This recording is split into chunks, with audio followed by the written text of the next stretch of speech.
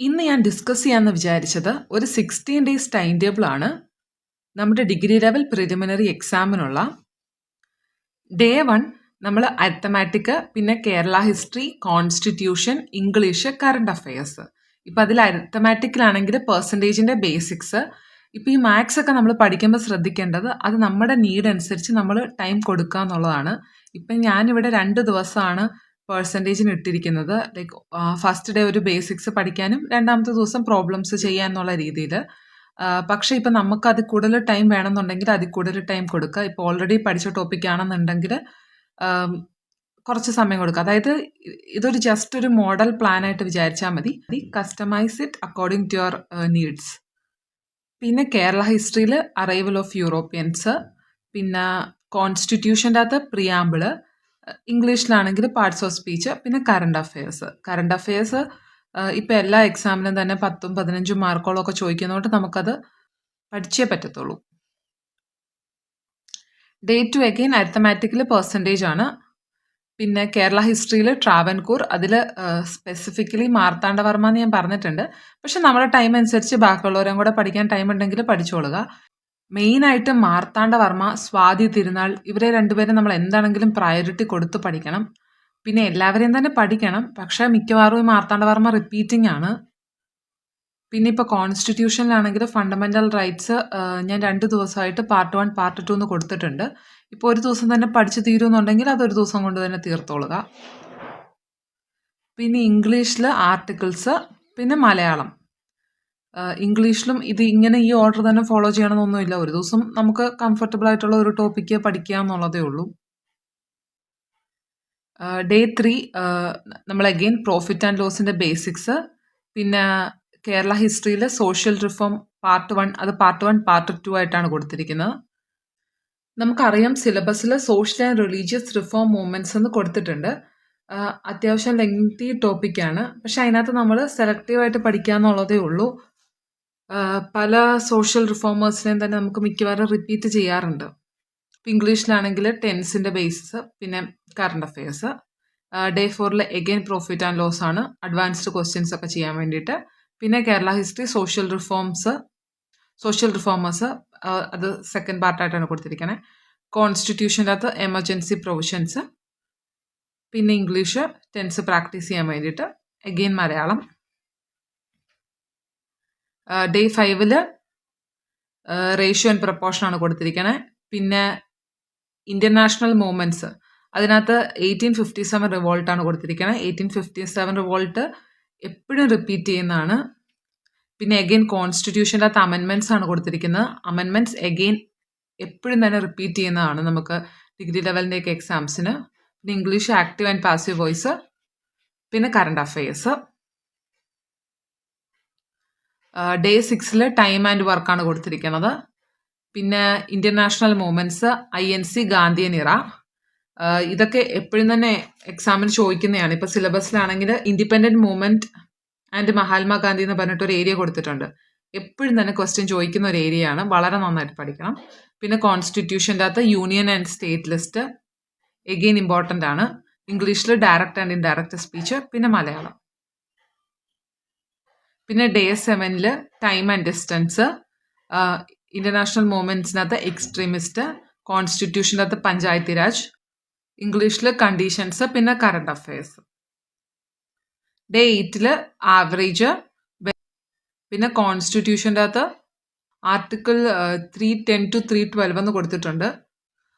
അത് ഈ doctrine of pleasure, പിന്നെ അതുപോലെ തന്നെ ഈ ഇന്ത്യൻ സിവിൽ സർവീസ്, ആ ഒരു ഏരിയ ഒക്കെയാണ്. പിന്നെ ഇംഗ്ലീഷിൽ പ്രപ്പോസിഷൻ, പിന്നെ Malayalam. Day 9 simple interest, world ഹിസ്റ്ററിയിൽ റഷ്യൻ റവല്യൂഷൻ, സിവിക്സിൽ പബ്ലിക് അഡ്മിനിസ്ട്രേഷൻ, ഇംഗ്ലീഷിൽ ക്വസ്റ്റ്യൻ ടാഗ്, പിന്നെ current affairs. Day 10 compound interest, പിന്നെ UNO and international organisation, again question repeated ചോദിക്കുന്ന ഏരിയ ആണ്. സിവിക്സിൽ RTI and Lokpal, again RTI എന്ന ക്വസ്റ്റ്യൻ ഉറപ്പായിട്ടും ചോദിച്ചിരിക്കും. പിന്നെ ഇംഗ്ലീഷിൽ ഇറർ കറക്ഷൻ, പിന്നെ മലയാളം. ഡേ 11 മെൻ്റൽ എബിലിറ്റിയിൽ നമ്പർ സീരീസ് ആണ്. പിന്നെ കേരള പോസ്റ്റ് ഇൻഡിപെൻഡൻസ് പൊളിറ്റിക്സ്, അതൊക്കെ നമ്മൾ PYQന്റെ ഹെൽപ്പോടുകൂടെ സെലക്റ്റീവായിട്ട് പഠിക്കുക എന്നുള്ളതാണ്. പോസ്റ്റ് ഇൻഡിപെൻഡൻസ് നമുക്ക് ക്വസ്റ്റ്യൻസ് ഇഷ്ടംപടി നമ്മൾ ഫസ്റ്റ് കേരള മന്ത്രിസഭ അങ്ങനെയൊക്കെ ക്വസ്റ്റ്യൻസ് ചോദിക്കാറുള്ളതാണ്. അത് ടോപ്പിക്സ് നമ്മൾ സെലക്ട് ചെയ്ത് പഠിക്കുക. പിന്നെ ഇക്കണോമിക്സിൽ നാഷണൽ ഇൻകം, ഇംഗ്ലീഷിൽ വെക്കാബുലറി, പിന്നെ കറണ്ട് അഫയേഴ്സ്. പിന്നെ ഡേ 12 കോഡിംഗ് ആൻഡ് ഡീകോഡിംഗ്, ജോഗ്രഫിയിൽ ബേസിക്സ് ആൻഡ് എർത്ത് സ്ട്രക്ചർ, പിന്നെ എക്കണോമിക്സിൽ RBI ഫങ്ഷൻസ്.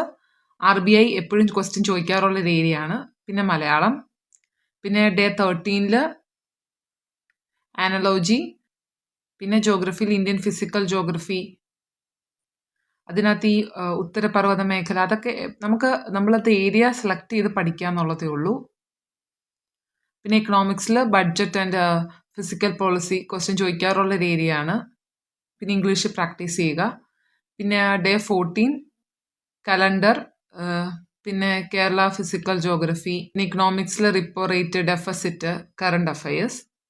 ഡേ 15 മെന്റൽ എബിലിറ്റിയിൽ ക്ലോക്ക്, എൻവയോൺമെന്റിൽ ക്ലൈമറ്റ് ചേഞ്ച്, പിന്നെ ഈ ISROയുടെ സ്പേസ് പ്രോഗ്രാം, പ്രത്യേകിച്ച് കറണ്ട് അഫയേഴ്സ്. ഇപ്പം ISROയുടെ എന്തെങ്കിലും പുതിയ ഇനിഷ്യേറ്റീവ്സ് ഉണ്ടെങ്കിൽ. പിന്നെ മലയാളം. ഡേ 16 ഡയറക്ഷൻ, പിന്നെ സയൻസിൽ എനർജി റിസോഴ്സസ്, പിന്നെ കമ്പ്യൂട്ടറിൽ ഹാർഡ്വെയർ സോഫ്റ്റ്വെയർ, പിന്നെ ഇംഗ്ലീഷ്. പിന്നെ ഡേ 17 ഫാമിലി റിലേഷൻസ്, കമ്പ്യൂട്ടറിൽ നെറ്റ്വർക്ക് ആൻഡ് ഡിവൈസസ്, പിന്നെ സയൻസിൽ ബയോടെക്നോളജി, പിന്നെ current affairs. Day 18 clerical ability, കമ്പ്യൂട്ടറിൽ HTML, ഇന്റർനെറ്റ്, പിന്നെ എൻവയോൺമെന്റൽ ലോസ്, മലയാളം. ഡേ 19 റിവിഷൻ ആണ്. പിന്നെ ഡേ 20 ഒരു ഫുൾ ലെങ്ത് ടെസ്റ്റ് എടുക്കാനാണ്. പിന്നെ ഡേ 21 ജോഗ്രഫി, ഇക്കണോമിക്സ്, സയൻസ്, അത് നമ്മൾ റൊട്ടേറ്റ് ചെയ്ത് പഠിക്കുക. പിന്നെ ആർട്ട്, ലിറ്ററേച്ചർ, അവാർഡ്സ്, പിന്നെ ഇപ്പോൾ സ്പോർട്സ് ഒക്കെ. അതിനകത്ത് ആർട്ട്, സ്പോർട്സ്, ലിറ്ററേച്ചർ എന്ന് പറഞ്ഞിട്ടൊരു ഏരിയ ഉണ്ട്. നമുക്ക് 10ഓളം മാർക്ക് ക്വസ്റ്റ്യൻ ചോദിക്കുന്നതാണ്. സിലബസ് വളരെ ലെങ്തി ആയിട്ടാണ് തന്നിരിക്കുന്നത്. പക്ഷെ മിക്കവാറും ചോദിക്കുന്ന തരത്തിലുള്ള, ഇപ്പം നമുക്ക് PYQ എടുക്കുവാണെങ്കിൽ പല പല അവാർഡുകളുണ്ട് മിക്കവാറും തന്നെ ചോദിക്കാറുള്ള. അങ്ങനെ നമ്മളത് നോക്കി പഠിക്കണം. പിന്നെ English vocabulary practice, current affairs revision. Day 22 again നമ്മൾ റൊട്ടേഷണൽ സ്റ്റഡിയാണ്, സെയിം റിപ്പിറ്റീഷൻ. പിന്നെ ഡേ 23 അഗെയിൻ സെയിം തന്നെ. അത് നമ്മൾ നമ്മുടെ സിലബസ് നോക്കി തീരുന്നതനുസരിച്ച് PYQന്റെ ഒരു ഹെൽപ്പോടുകൂടി പഠിക്കാന്നുള്ളതേ ഉള്ളൂ. സോ ദിസ് ഇസ് ജസ്റ്റ് ഒരു 16 days ടൈം ടേബിൾ, ഒരു സ്കൾട്ടൺ മോഡലാണ്. അത് നമ്മുടെ നീഡ് അനുസരിച്ച് നമ്മൾ ഫില്ല് ചെയ്യുക എന്നുള്ളതേ ഉള്ളൂ. Again day 24 same. Day 25, 26,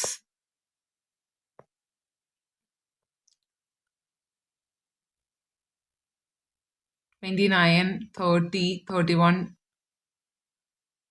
32, 33, 34, 35, 36, 37, 38, 39, 40. 41 previous year question papers all subjects ഉള്ള. പിന്നെ അരിത്തമാറ്റിക്കിൻ്റെ നമുക്ക് സ്പീഡ് പ്രാക്ടീസ്, പിന്നെ English grammar revision, Malayalam revision, current affairs. പിന്നെ 42 അഗെയിൻ സെയിം. 43 44, 45, 46, 47, 48, 49, 50,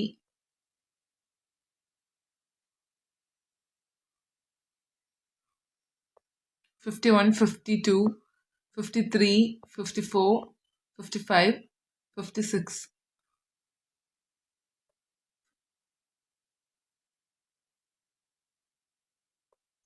57, 58, 59, 60. 60 വരുമ്പോഴത്തേക്കും ഫുൾ സിലബസ് ക്വിക്ക് റിവിഷൻ. അത് കുറേ ദിവസം ഇട്ടിട്ടുണ്ട്. ഒറ്റ ദിവസം കൊണ്ട് ഫുൾ റിവിഷൻ ചെയ്യാനല്ല, കുറേ ദിവസം. അപ്പോൾ 56 തുടങ്ങി 60 വരെയും. പിന്നെ ഇമ്പോർട്ടൻ്റ് ആർട്ടിക്കിൾസ്,